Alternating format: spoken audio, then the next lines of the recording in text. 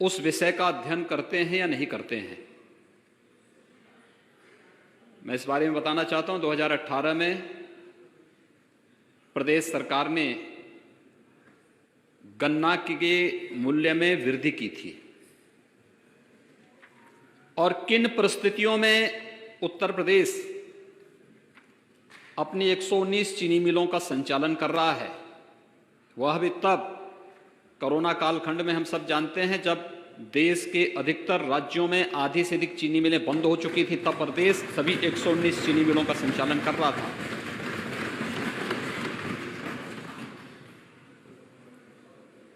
अगर 2004 से लेकर के 2017 के बीच में गन्ना मूल्य के पूरे भुगतान को जोड़ लिया जाए, महोदय 13 से 14 वर्ष का गन्ना मूल्य का भुगतान जितना नहीं हुआ उतना पिछले 3.5 वर्ष के अंदर हमारी सरकार ने गन्ना किसानों के खातों में सीधे भेजने का कार्य किया है। चिंता अन्नदाता किसान नहीं व्यक्त कर रहा है, लेकिन हां, अन्नदाता किसान को धोखा देकर के दलाली करने वाले लोग आज जरूर इस बात को लेकर के चिंतित हैं, ये पैसा सीधे उनके खातों में क्यों जा रहा है। आज तो पर्ची भी उनके स्मार्टफोन पर प्राप्त हो जा रही है, तो ये जो दोषी दलाली का जरिया था वो भी समाप्त हुआ, इसलिए उनकी चिंता ज्यादा उसमें दिखती है। इसके पीछे सद्भावना नहीं, दुर्भावना ज्यादा है। और इसलिए महोदय, दुर्भावना वाली बात को, क्योंकि सच स्वीकार करने की हिम्मत नहीं, इसलिए भाग खड़े हुए, ये भाग खड़े हुए। और समाजवादी पार्टी, आश्चर्य होता है मुझे, समाजवादी पार्टी जब किसान के बारे में बोले, युवा के बारे में बोले, महिलाओं के बारे में बोले, तो मुझे आश्चर्य होता है। प्रदेश के अंदर हम लोगों ने एंटी भू माफिया टास्क फोर्स बनाया हुआ है। 67,000 हेक्टेयर से अधिक लैंड हम लोगों ने इन भू माफियाओं के कब्जों से मुक्त कराई है। ये ज्यादातर जमीनें सत्ता में रहने के दौरान इन लोगों ने जबरन किसानों की ही दबाई थी या सार्वजनिक जमीनों को कब्जा किया था, जिन्हें आज कब्जों से मुक्त करा करके कहीं डिफेंस कॉरिडोर में उसका उपयोग किया जा रहा है, कहीं प्रदेश में नए निवेश को आमंत्रित करने के लिए इन कार्यों को किया जा रहा है, और कहीं पर किसानों के हितों के लिए निराश्रित गोवंश आश्रय स्थल भी उन्हीं भूमि पर बनाने का काम हो रहा है, जिसमें 6 लाख से अधिक गोवंश के संरक्षण का कार्य वर्तमान में प्रदेश सरकार कर रही है। अन्नदाता किसान के लिए एमएसपी की जो बात की जा रही है, एमएसपी वास्तव में प्रधानमंत्री मोदी जी ने दिया है देश के किसानों को,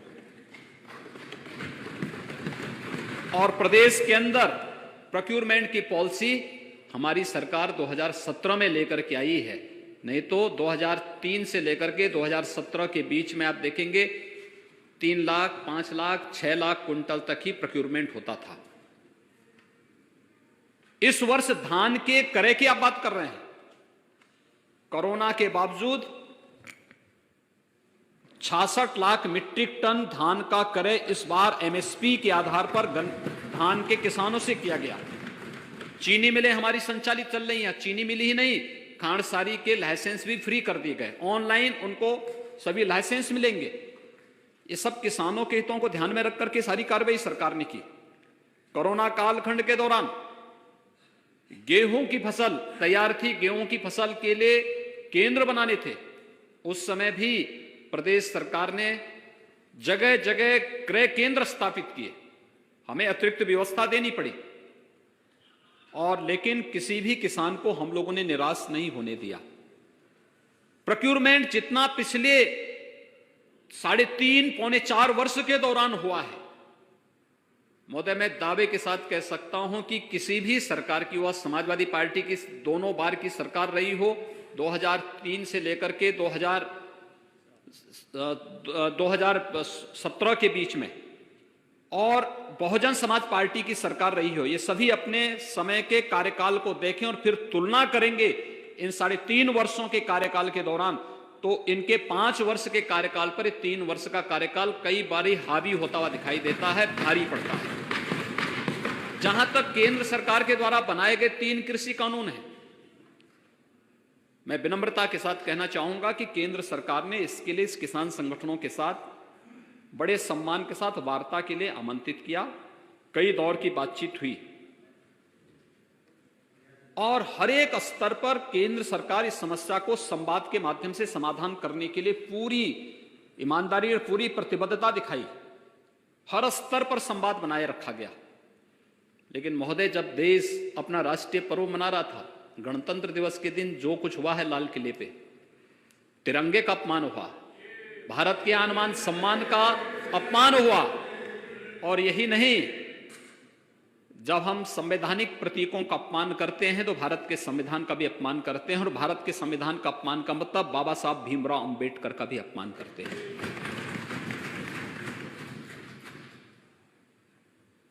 कौन वे लोग हैं जो इस आंदोलन की आड़ में आकर के भारत की छवि को देश के अंदर भी और दुनिया के अंदर भी खराब करने का प्रयास कर रहे हैं? क्या ये साजिश नहीं? जब भारत दुनिया के अंदर अपनी एक धमक के साथ आगे बढ़ रहा है, दुनिया के अंदर भारत एकमात्र देश है जिसने दो कोरोना के वैक्सीन बनाए हैं, लॉन्च किए हैं, न केवल अपने देशवासियों को दे रहा है बल्कि दुनिया के अपने मित्र देशों को भी पहुंचाने का कार्य कर रहा है। वह दिन आप भूले नहीं होंगे जब भारत की वैक्सीन ब्राजील जाती है तो ब्राजील के राष्ट्रपति जी ने संजीवनी बूटी से उसकी तुलना की कि जैसे हनुमान जी संजीवनी बूटी लेकर के आए थे लक्ष्मण जी का प्राण बचाने के लिए, ऐसे ही ये कोरोना वैक्सीन जो भारत ने विकसित की है, ये हमारे देशवासियों के लिए संजीवनी बूटी का कार्य करेगी। जब ये देश और यानी दुनिया के अंदर अपनी धमक को बना रहा है, जब दुनिया के अंदर भारत की एक नई पहचान बन रही है, और जब दुनिया का सबसे ज्यादा निवेश भारत के अंदर आ रहा है और सबसे अच्छे निवेश के गंतव्य के रूप में भारत एक नई धमक के साथ दुनिया के अंदर जा रहा है, दुनिया में अपनी एक नई पहचान बना रहा है, तब भारत की छवि को धूमिल करने के लिए कुत्सित प्रयास किस रूप में हो रहे हैं, ये किसी से छुपा हुआ नहीं है। ये घड़ियाली आंसू बहा देने से किसानों की समस्या का समाधान नहीं होने वाला है। किसान के लिए प्रधानमंत्री फसल बीमा योजना हो, प्रधानमंत्री कृषि सिंचाई की योजना हो, सॉयल हेल्थ कार्ड की योजना हो, या फिर एमएसपी लागत का 1.5 गुना दाम, स्वामीनाथन कमेटी की रिपोर्ट के अनुसार अगर ये 2018 में 24 जीन्स का किसी ने घोषित किया तो प्रधानमंत्री मोदी जी ने किया है। मैं उनका अभिनंदन करता हूं, और पूरे सदन को, पूरे देश को प्रधानमंत्री मोदी जी का अभिनंदन करना चाहिए। और यही नहीं, देश के 12 करोड़ किसानों को प्रधानमंत्री किसान सम्मान निधि का लाभ भी देने का काम, 6,000 रुपए सालाना देने का काम किसी ने किया है तो प्रधानमंत्री मोदी जी ने किया है। किसानों के हित के लिए इतने बड़े बड़े काम हो रहे हैं। ये 3 कृषि कानून भी उसी श्रृंखला का हिस्सा है। मैं केवल एक उदाहरण आपके सामने देना चाहता हूं। उसमें से एक कानून है मंडी से संबंधित, एपीएमसी एक्ट। ये मंडी की बाध्यता को समाप्त करता है। मैं किसान हूं, अगर मेरी मर्जी आएगी मैं मंडी समिति में जाऊंगा, और मेरी मर्जी आती है कि मैं मंडी में नहीं जाना चाहता तो कहीं भी मैं अपनी उपज को बेच सकता, अपने खेत में, अपने खलिहान में, या फिर मुझे लगता है कि यूपी में अच्छा दाम नहीं मिल रहा है, मुझे यूपी के बाहर अच्छा दाम मिलेगा, मैं लेके जाऊंगा, मेरी उपज पर कोई टैक्स नहीं लगेगा। ये गारंटी देश के किसानों को ये कानून देता है। लेकिन जो बीच के दलाल हैं उनको बुरा लग रहा है। ये लाभ किसान को क्यों मिलेगा? ये लाभ किसान को क्यों देने का प्रयास हो रहा है? एक छोटा सा उदाहरण मैं देता हूं। अभी 1.5 महीने पहले मेरे पास उद्यान विभाग ने एक कार्यक्रम के लिए मुझसे अनुरोध किया कि एक स्ट्रॉबेरी फेस्टिवल है झांसी में, इसका उद्घाटन करना है। महोदय, स्ट्रॉबेरी फेस्टिवल का उद्घाटन मैं वहां पर प्रदेश के अंदर चल रहे इस आंदोलन के कारण मैं वहां फिजिकली उपस्थित नहीं हो पाया, तो मैंने उनसे आग्रह किया कि मैं वर्चुअली इसका उद्घाटन कर लूंगा। उन्होंने कहा हाँ, हम चाहते हैं केवल आप उद्घाटन कर लें। तो मैंने वर्चुअली उद्घाटन किया। बुंदेलखंड में स्ट्रॉबेरी का उत्पादन, एक नया प्रयोग, एक नया अनुभव। आदरणीय प्रधानमंत्री जी ने अपने मन की बात में उसकी चर्चा भी की। मैंने उस परिवार को बुलाया। झांसी में एक चावला सिख परिवार की एक युवती ने पहले घर की छत के ऊपर स्ट्रॉबेरी का उत्पादन शुरू किया और बाद में 1.5 एकड़ खेती में उन्होंने स्ट्रॉबेरी की खेती प्रारंभ की। एक सामान्य किसान जब अपने 1.5 एकड़ खेती में धान या गेहूं की फसल पैदा करता है तो साल में उसको मुश्किल से दोनों फसलों को मिलाकर के हम देखेंगे तो कुल उसका लाभ मुश्किल से 30 से 40 हजार रुपए का ही लाभ वो कमा सकता है, इससे ज्यादा नहीं कमा सकता। और 1.5 एकड़ की खेती में इस परिवार ने 4 महीने के अंदर कितना मुनाफा कमाया? 36 लाख का। 36 लाख का। महोदय, यही 36 लाख प्रधानमंत्री मोदी जी हर किसान के जेब में डलवाना चाहते हैं कि जैसा लाभ स्ट्रॉबेरी खेती के माध्यम से एक किसान झांसी के अंदर लाभांश पैदा कर सकता। और वो स्ट्रॉबेरी कहां जा रहा है? कुछ यूपी के मार्केट में, कुछ दिल्ली के मार्केट में, कोई टैक्स नहीं। ये इस कानून ने उस किसान को एक सुरक्षा दी, एक संरक्षण दिया है। और यही बुरा लग रहा है हमारे विपक्ष के मित्रों को जो वॉकआउट करके भाग करके चले गए हैं, जिनको इससे कोई मतलब नहीं, क्योंकि कानून क्या है उनको भी स्वयं मालूम नहीं कानून क्या है, लेकिन बोलना है, विरोध में बोलना है, इसलिए विरोध में बोलेंगे। गन्ना किसानों को 1,23,000 करोड़ रुपए का गन्ना मूल्य का भुगतान हुआ, इसकी चर्चा नहीं करेंगे। खांडसारी को लाइसेंस फ्री कर दिया गया, इसकी चर्चा नहीं करेंगे। गन्ना किसानों की पर्ची में और घटतोली में पूरी तरह पाबंदी लग गई। पूरी प्रतिबद्धता के साथ आज किसान चीनी भी उत्पादन कर सकता है, इथेनॉल भी उत्पादन होगा, खांडसारी भी उत्पादन होगा। उत्तर प्रदेश के अंदर पूरी मजबूती के साथ हो रहा है और किसान को उसका दाम मिल रहा है। ये उनको बुरा लग रहा है, कैसे हो पा रहा है? क्योंकि पहले तो पर्ची में दलाली होती थी, इसके बाद खांडसारी उद्योग में लाइसेंस के नाम पर पैसे ऐंठे जाते थे, फिर चीनी मिलों में अपना खेल अलग से प्रारंभ होता था। आज जब ये सारी चीजें समाप्त हो गई हैं तो विपक्ष के कुछ मित्रों को स्वाभाविक रूप से, जो इस खेल में पहले से रमे हुए खिलाड़ी हैं, तो उनको कहां से अच्छा लगेगा? तो उनकी उनकी जो खींच है उस खींच को कहीं ना कहीं तो उतारने का प्रयास करेंगे ही। दूसरा, महोदय, प्रधानमंत्री जी ने बार बार कहा एमएसपी जारी रहेगी। एमएसपी पे हम आज भी धान का क्रय कर रहे हैं। 28 फरवरी तक धान का क्रय हर उस केंद्र पे जो धान क्रय के लिए केंद्र खोले गए हैं उस सब पे धान क्रय लगातार चल रहा है, कहीं कोई समस्या नहीं। बृहद पैमाने पर धान का क्रय प्रदेश के अंदर हो रहा है। उत्तर प्रदेश में मैं कहता हूं जितना हम 1 साल में क्रय कर रहे हैं, बहुजन समाजवादी पार्टी और समाजवादी पार्टी के 5-5 सालों का रिकॉर्ड आप देख लीजिए, जितना इन्होंने 5 साल में नहीं खरीदा, हमने 1 साल में उतना धान किसानों से सीधे खरीदा है और एमएसपी उनके खाते में भेजा है, सीधे उनके खाते में एमएसपी भेजा है। तो एमएसपी का लाभ किसान को देने की गारंटी भी प्रधानमंत्री जी बार बार दे रहे हैं कि एमएसपी जारी रहेगी, किसान पे निर्भर करेगा। अगर एमएसपी से ज्यादा दाम किसान को मार्केट के बाहर अगर मिलता है तो किसान को स्वतंत्रता क्यों नहीं मिलनी चाहिए कि किसान अपनी उपज को सीधे बेचे और उसका मुनाफा कमाए। तीसरा, कॉन्ट्रैक्ट फार्मिंग की जो बात है, ये कॉन्ट्रैक्ट फार्मिंग ये म्यूचुअल अंडरस्टैंडिंग होती है और उसमें किसान के पक्ष में वह म्यूचुअल अंडरस्टैंडिंग होना है, किसी ऐसे व्यक्ति के पक्ष में नहीं। और इसके लिए तो अब एफपीओज बनाने की दिशा में भी प्रयास प्रारंभ हुए हैं।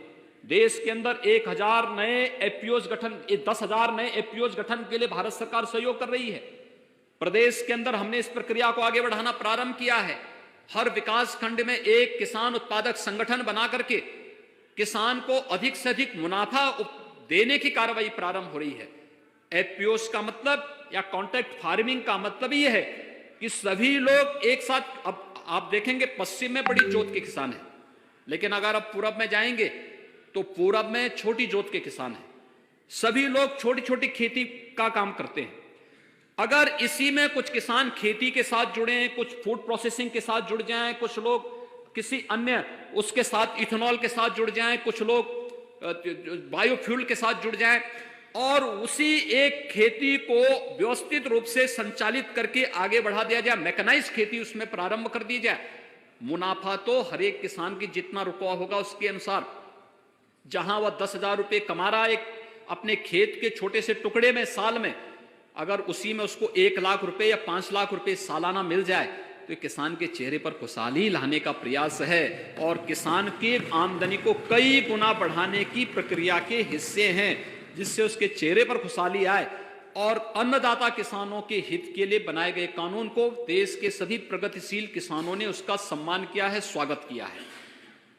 लेकिन उसके आड़ में देश में अराजकता पैदा करने का प्रयास कुत्सित निहित तत्वों के द्वारा करने का जो प्रयास हो रहा है, ये मुझे लगता है कि स्वीकार्य नहीं होना चाहिए और कोई भी स्वाभिमानी समाज इसको स्वीकार नहीं कर सकता है। हमें तथ्यों पर बात करनी चाहिए, तर्कपूर्ण तरीके से अपनी बात को रखनी चाहिए, गुमराह करके नहीं, अराजकता पैदा करके नहीं, तोड़फोड़ करके नहीं, भारत के संवैधानिक प्रतीकों का अपमान करके नहीं और कॉमन मैन के आवागमन को, सामान्य जन के आवागमन को बाधित करके ये सब कार्य नहीं हो सकते हैं। हमें समस्या का समाधान, अगर कहीं कोई कंफ्यूजन है, समाधान संवाद से होगा। लोकतंत्र संवाद की सबसे बड़ी ताकत है, ये लोकतंत्र की ताकत है संवाद। इसमें सहमति असहमति होगी, लेकिन सहमति और सहमति असहमति के बीच में समन्वय स्थापित करना, यही तो लोकतंत्र का काम है। और बार बार इस चीज के लिए केंद्र सरकार कह रही है। आदरणीय प्रधानमंत्री जी ने इस बात को भी कहा कि भाई तो विकल्प है, इस विकल्प पे आप विचार करिए। हर प्रकार के आश्वासन दिए गए हैं और उस आश्वासन के साथ मैं तो फिर भी अपील करूंगा सभी उन संगठनों से, यानी जो लोग अराजकता फैलाने पे उतारू हैं, वो पक्ष अलग है, वो तो हर परिस्थिति में करेगा, वो तब भी करते थे। तब अयोध्या के लिए भी कहते थे परिंदा पर नहीं मार सकता, तो अयोध्या में भव्य राम का मंदिर बनी रहा है। अब इनके परिंदा पर में मारने से तो उसमें कौन कर सकता है? ये काम तो हो ही रहा है अयोध्या में। कौन सच था, ये सबके सामने है। हम लोग जो बात उस समय कहते थे, 1990 में कहते थे, 1992 में कहते थे, आज भी हम अपनी बात पर अड़िग हैं। हम उससे तनिक भी दरदर नहीं हुए, कभी तनिक भी दरदर नहीं हुए हैं। और मैं फिर इस बात को कहूंगा कि किसानों के हित के लिए हमारी पूरी प्रतिबद्धता है। अगर ये लोग प्रतिबद्ध होते तो बाण सागर परियोजना को समयबद्ध ढंग से काम पूरा क्यों नहीं कर पाए थे? जनता पार्टी की सरकार में स्वर्गीय मोरारजी देसाई जी ने उस योजना का शिलान्यास किया था, पूरा तो हमने किया 2018 में। ये लोग कभी पूरा क्यों नहीं किए? किसान के लिए उसको तकनीक चाहिए, उसको मार्केट चाहिए, उसको खेत के लिए पानी चाहिए, मनरेगा के माध्यम से, कन्वर्जेंस के माध्यम से उसको शासन का संबल चाहिए, हर स्तर पर उसको न्यूनतम समर्थन मूल्य की गारंटी मिलनी चाहिए। हमारे क्रय केंद्र इसकी गारंटी उसे उपलब्ध करा रहे हैं। लेकिन इन सब से इतर जिन लोगों ने किसानों के हकों पर डकैती डालने का काम किया, जिन लोगों ने अपनी सरकार के समय किसानों पर जुल्म ढाए, जिन लोगों ने किसानों को कि यानी गन्ना किसान कितना हतप्रद हो चुका था। 2017 में जब हम आए थे, 2010-11 से गन्ना मूल्य का बकाया बाकी था। किसकी सरकार थी 10-11 में? 12 से 17 के बीच में किसकी सरकार थी? और उसके बाद हमारी सरकार आई, गन्ना मूल्य का भुगतान करना प्रारंभ किया है। और हम भी जानते हैं अंतर्राष्ट्रीय मार्केट की स्थिति बहुत अच्छी नहीं है। कोरोना के दौरान चीनी मिलें, जब महाराष्ट्र की आधी से अधिक चीनी मिलें बंद हो गई, कर्नाटक की चीनी मिलें बंद हो गई, तब भी उत्तर प्रदेश के अंदर गन्ना विभाग एक एक चीनी मिल के साथ खड़ा होकर के चीनी मिलों को चला रहा था और इस बात की गारंटी दे रहा था। 25 मार्च से लॉकडाउन प्रारंभ हुआ, लेकिन चीनी मिलें जून तक यहां चली है। लॉकडाउन के दौरान भी हमने उस प्रकार के उपाय किए कि चीनी मिलें भी चलें, किसान को गन्ना पहुंचाने में दिक्कत न हो। अप्रैल में, 1 अप्रैल से प्रोक्यूरमेंट की कार्रवाई हमने प्रारंभ कर दी थी गेहूं के लिए। जब लॉकडाउन था, उत्तर प्रदेश पहला राज्य था जहां पे गेहूं क्रय केंद्र स्थापित हो गए थे और किसानों को वहां तक पहुंचाने, वहां तक लाने आवश्यकता पड़ती थी, तो खेत में जाकर के ही हमारे अधिकारी कर्मचारी वहीं जाकर के उनसे क्रय करते थे कि भाई आपको परेशानी न हो। कोरोना संक्रमण को भी रोकना था। और मैं कह सकता हूं हमारी टीम ने, मेरे चाहे मंत्रिमंडल के सहयोगी हों या हमारी प्रशासनिक टीम हो, पुलिस की टीम हो, हमारे स्वास्थ्य कर्मी हो, स्वच्छता कर्मी हो, कोरोना वॉरियर्स हो, इन सब ने मिलकर के जो कार्य किया उसका परिणाम है कि उत्तर प्रदेश कोरोना प्रबंधन में भी सबसे अच्छा परिणाम दिया है, किसानों के हितों के लिए कार्य करने में भी सबसे अच्छा परिणाम दिया है। और आगे भी उत्तर प्रदेश सरकार किसानों के हित के लिए हर प्रकार से प्रतिबद्ध होकर के कार्य करने के लिए पूरी तरह प्रतिबद्ध है। केंद्र सरकार और राज्य सरकार के समन्वय से किसानों के लिए, नौजवानों के लिए, महिलाओं के लिए, मजदूरों के लिए, व्यापारियों के लिए, समाज के प्रत्येक तबके के लिए पूरी प्रतिबद्धता के साथ कार्य करने के लिए हम लोग पूरी तरह ईमानदारी पूर्वक लगे हुए हैं। और मुझे लगता है, और आपसे भी मैं विनम्र अपील करूंगा अध्यक्ष जी, कि माननीय सदस्यों को बताएं कि अगर कोई मुद्दा उठाते हैं तो सुनने की आदत भी उसमें डालें। देखिए, उस बिगड़ेल खिलाड़ी की तरह हम लोगों को आदत बंद करनी चाहिए कि जो खेल की शुरुआत करके अधूरे में छोड़ करके भाग खड़े होते हैं। और ये समाजवादी पार्टी की आदत है कि हमेशा जब उनको लगता है कि अब उनके पास कोई मुद्दा नहीं बचा हुआ है, ये लोग तो वैसे भी इस फील्ड के बहुत वैसे खिलाड़ी हैं जिन लोगों ने प्रदेश के किसानों का कितनी क्षति की है, कितनी पुण्य क्षति की। किसी ने चीनी मिलें बेच दी, किसी ने जो है किसानों को, यानी प्रोक्योरमेंट तो सेंटर कभी चलाया ही नहीं। बाढ़ की समस्या के समाधान के लिए इनके पास कोई योजना नहीं थी। जन की भी हानि होती थी, धन की भी हानि होती थी। हम लोगों ने तो दलहन के लिए, तिलहन के लिए, मकई के लिए, आलू के लिए समर्थन मूल्य हमारी सरकार ने घोषित किया। आज हर किसान खुशहाल है, अच्छी दिशा में आगे बढ़ रहा है। परेशानी किसानों को नहीं, विपक्ष के उन मित्रों को है जिनकी दलाली का पैसा अब किसान के खाते में सीधे जा रहा है, उनको जरूर परेशानी है। सामान्य किसान को कोई परेशानी नहीं। और किसान संगठनों ने इसकी घोषणा बहुत पहले भी की है और आगे भी करेंगे। और मैं फिर इस बात के लिए आश्वस्त करता हूं, सरकार किसानों के हितों को पूरी तरह प्रतिबद्ध होकर के समर्पित भाव के साथ कार्य करेगी। और संवाद से अगर कहीं कोई कंफ्यूजन होगा तो समस्या का समाधान करने के लिए भी हम लोग पूरी तत्परता के साथ कार्य करने को तैयार हैं। और मुझे लगता है कि कहीं भी किसी पे कोई प्रतिबंध नहीं लगाया गया है, किसी भी प्रकार का कोई भी रोक टोक किसी कार्यक्रम में नहीं है। लेकिन हाँ, कानून को हाथ में लेकर के आगजनी, तोड़फोड़ या फिर संवैधानिक प्रतीकों का अपमान करने की छूट भी हम किसी को नहीं दे सकते हैं। प्रदेश की 24 करोड़ जनता की सुरक्षा हमारी जिम्मेदारी है और उस 24 करोड़ जनता की सुरक्षा के साथ किसी को भी खिलवाड़ करने की छूट सरकार नहीं देगी। मुझे यही आपसे कहना, यही आपसे विनम्र प्रार्थना करनी थी। मुझे लगता है कि अच्छा होगा कि विपक्ष के हमारे मित्रगण सच्चाई को स्वीकार कर सकेंगे। धन्यवाद। उत्तर से